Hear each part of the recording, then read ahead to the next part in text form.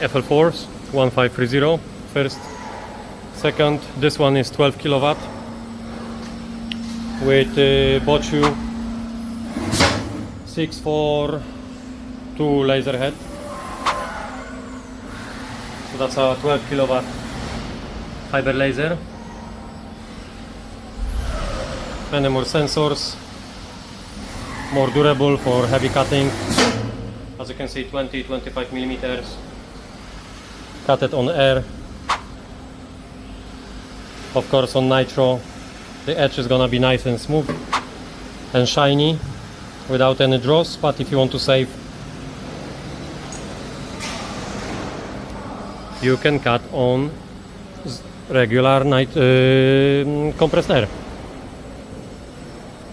Final, testing, assembly. This is 6 kilowatt with 4-to-1 laser head. As you can see, the difference, slightly smaller, but still pretty good. I love those heads. And of course, light barriers, full protection.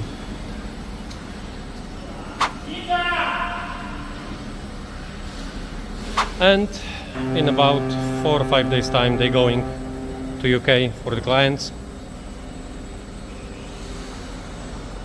We have a couple of spare ones which they are assembling now also. They're gonna be going in about 2 weeks time.